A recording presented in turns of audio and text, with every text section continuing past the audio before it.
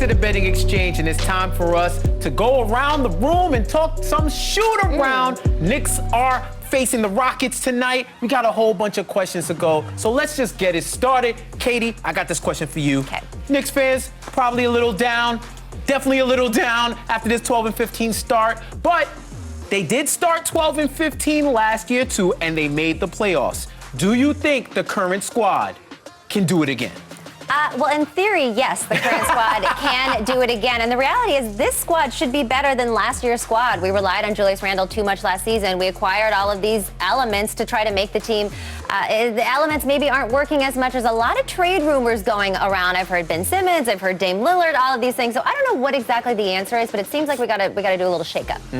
All right, I'm gonna go to Alex for this one. After a 1-16 start, the Rockets have now won 8 of their last 11 while averaging 118.2 points per game. Do you think the Rockets can keep putting up numbers like this? Well, the Rockets have two major outliers when you look at their schedule. They had 132 points against the Hawks and 146 points against the Hornets. They ranked 19th in the league in points per game with those numbers.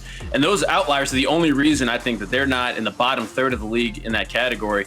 This just isn't an efficient offense. They're bottom half of the league in scoring and ranked 27th in offensive efficiency. That's a long way to say no. I don't think they can keep it up. Always keeping it real. Yeah. So now I got a question for Erik, though.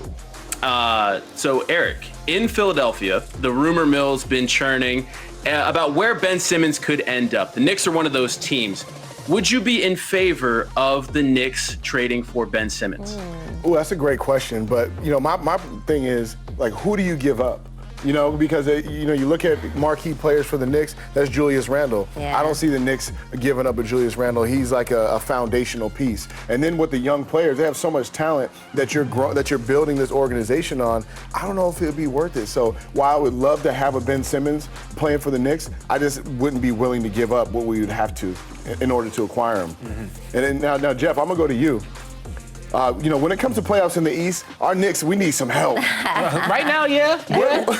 What teams do you think have the chance of dropping off to give the Knicks a little help to slide in the playoff picture? Okay, so right now I think all the teams are looking up at the Nets and the Bucks right now. So I think you forget about them. Yeah. So I'll look at the immediate. We gotta go baby steps here. First off, I think the Wizards are someone you have to look at. They've had poor form over their last 10. They're 3-7, so they've cooled off after their hot start. Then you got the Hawks and the Celtics, who are hovering or a game under 500, and the Knicks have already beaten these teams. So you have that head-to-head tiebreaker already, and they play them within the next week or so. So those are the teams that they need to focus on right now to supplant. Because the way the East is, the East has gotten way better than they have been in the previous years. In fact, I think the East is the more balanced division versus the West this year, and the first time in a long time we could say that. Yeah. I don't think sub 500 is getting you in the play-in, let alone top 6 seed. So they have to go past 500 to me